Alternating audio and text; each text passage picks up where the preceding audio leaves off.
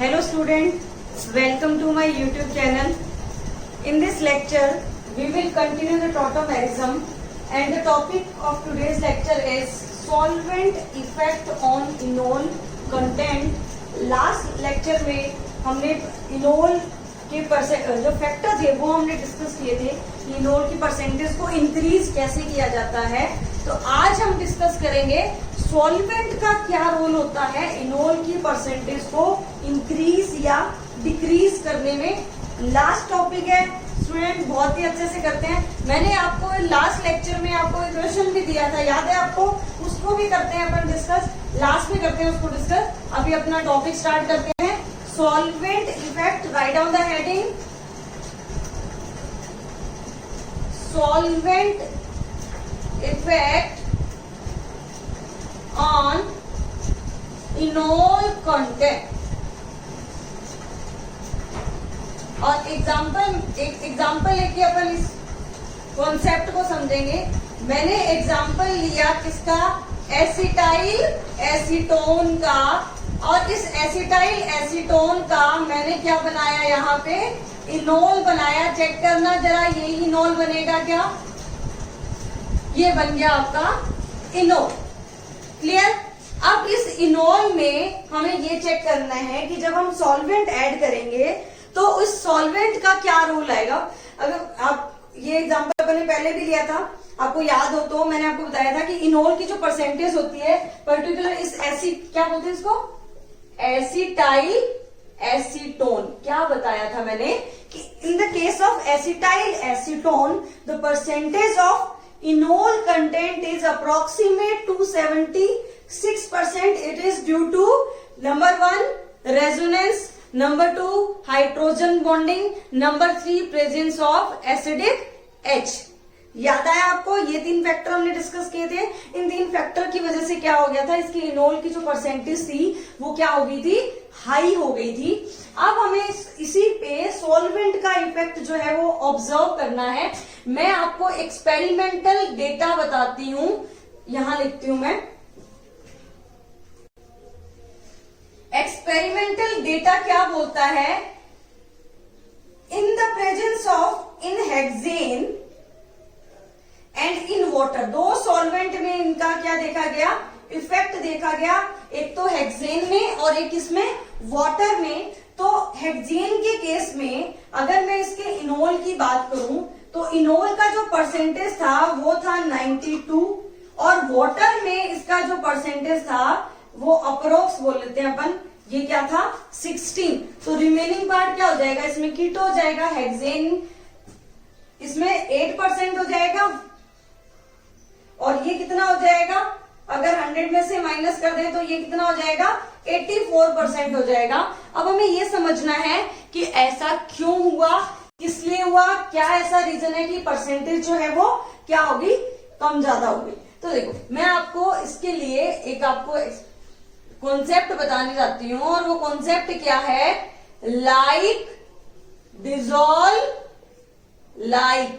आपने chemical bonding में भी पढ़ा होगा ये कॉन्सेप्ट, लाइक डिसॉल्व लाइक। जैसा भी कंपाउंड है, अगर आप कोई भी कंपाउंड है, फॉर एग्जांपल मेरे पास ये ना ये है, कौन सा मार्कर? ब्लैक मार्कर है। अगर मुझे इस ब्लैक मार्कर को किसी भी सॉल्यूशन में अगर मुझे डिसॉल्व करना है तो मैं ये इस मार्कर की मैं ये प्रॉपर्टी मान लेती हूं कि ये ब्लैक मार्कर, इसकी जो इंक है या ये खुद जो ब्लैक मार्कर है ये उसी में डिसॉल्व होगा जिसका कलर क्या होगा? ब्लैक होगा। इसी कॉन्सेप्ट को क्या बोलते हैं? Like dissolve like. For example अगर आप खुद का एग्जाम्पल हो तो फॉर एग्जाम्पल अगर आप क्लास में जब भी आप नया सेशन स्टार्ट होता है तो आपकी नए फ्रेंड्स बनते हैं और नए फ्रेंड्स किस पे डिपेंड करता है कि आपका नेचर कैसा है। अगर आपका नेचर बहुत डिसिप्लिन वाला, सिंसियर वाला है तो आपके सिंसियर वाले फ्रेंड बनेंगे। अगर आपका नेचर क्या है? बदमाशी करने वाला, तो आपके उसी टाइप के फ्रेंड्स बनेंगे। तो आप हमेशा उन्हीं लोगों से अटैच हो जाते हो, उन्हीं से मिलते हो जो आपके नेचर में क्या रखते हैं? सिमिलैरिटी रखते हैं। इसीलिए ये जो कॉन्सेप्ट है डेली लाइफ में भी अप्लाई होता है, ऑर्गेनिक केमिस्ट्री में भी अप्लाई होता है। तो यही कॉन्सेप्ट क्या होता है? Like dissolve like. तो अब क्या है, अपने पास दो सॉल्वेंट है, एक है हेक्सेन और एक क्या है, वाटर। तो इसमें जो वाटर सॉल्वेंट है वो सॉल्वेंट तो है पोलर, और हेक्सेन सॉल्वेंट जो है वो क्या है, नॉन पोलर। क्या है, नॉन पोलर, क्योंकि हेक्सेन क्या होता है C6H6, वाटर क्या होता है H2O, कुछ ऐसा होता है। तो ये तो पोलर होता है और ये क्या होता है, नॉन पोलर होता है। अब जब इस पोलर या नॉन पोलर सॉल्वेंट को किसी भी सॉल्वेंट में हम कोई कंपाउंड डिसॉल्व करेंगे तो क्या होगा कि जो कंपाउंड पोलर होगा वो पोलर को डिसॉल्व करेगा, और जो कंपाउंड नॉन पोलर होगा वो किसको डिसॉल्व करेगा, नॉन पोलर को करेगा। अब हमारे पास जो कंपाउंड है, अगर हमें इसकी क्या पता चल जाए, अगर हमें इनकी पोलैरिटी पता चल जाए तो हम ये आइडेंटिफाई कर सकते हैं कि कौन सा कंपाउंड किसमें क्या होगा, ज्यादा डिसॉल्व होगा। तो हम म्यू की वैल्यू जो है वो फाइंड आउट कर लेते हैं। वो म्यू की वैल्यू कैसे देखेंगे, यहां देखो, म्यू की वैल्यू को आपको केमिकल बॉन्डिंग की हेल्प से लेना है।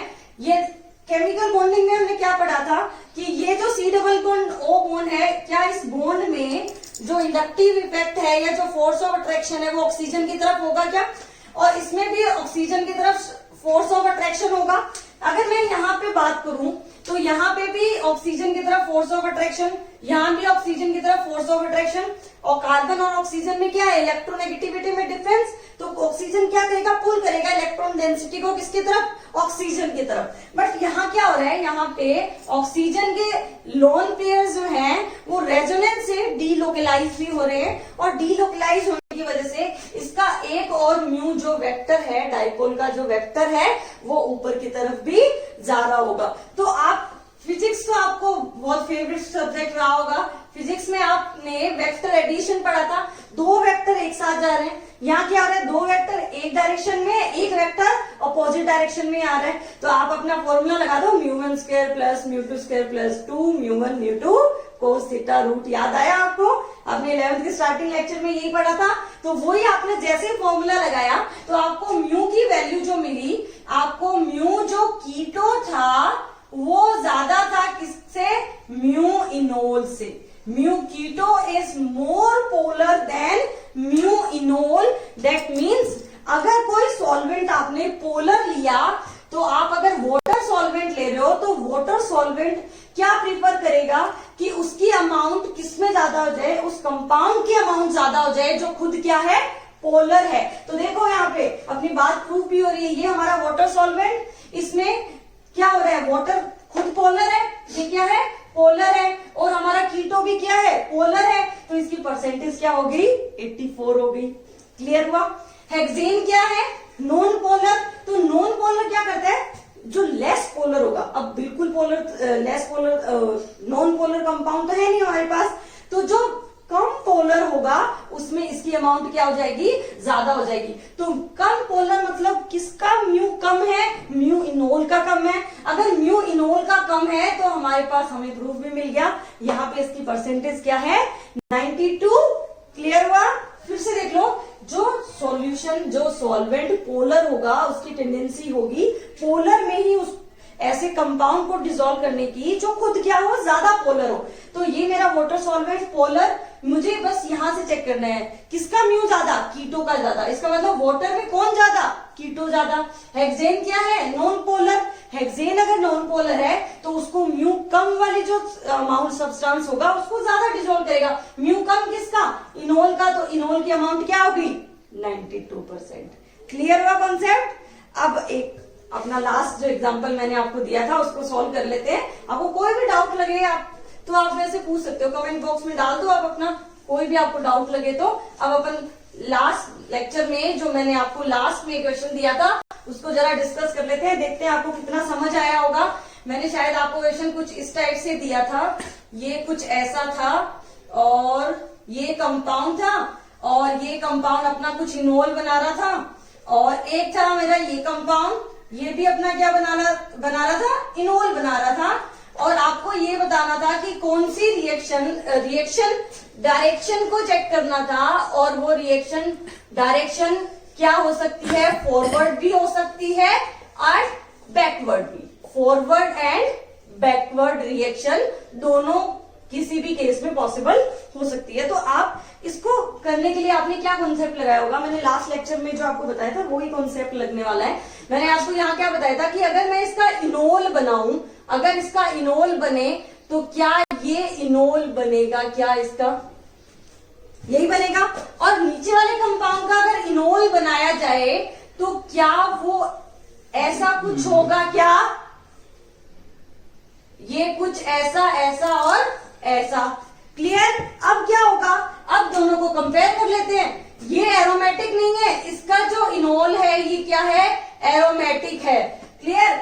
यहाँ पे अगर हम चेक करें तो ये भी एरोमेटिक, ये भी क्या है, एरोमेटिक। जब भी ऐसी कंडीशन आ जाए कि दोनों एरोमेटिक हो तो ऑलवेज कौन ज्यादा स्टेबल होता है, कीटो कौन ज्यादा स्टेबल होता है। यहाँ पे कौन ज्यादा स्टेबल होगा, इनोल। मतलब अगर ये कीटो अपने इनोल में जाए तो उसकी इनोल में जाने की जो टेंडेंसी है वो ज्यादा होगी।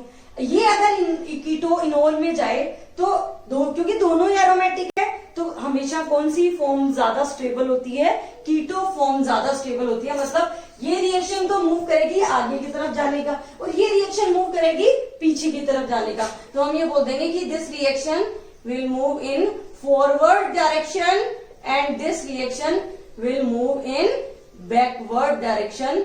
होप आपका सही गया होगा आंसर। तो thank you so much students. हमारा स्ट्रक्चरल आइसोमेरिज्म जो पार्ट है वो कंप्लीट हो गया है। अब कोई भी बुक उठाओ, अच्छे से सॉल्व करो। All the best, bye bye.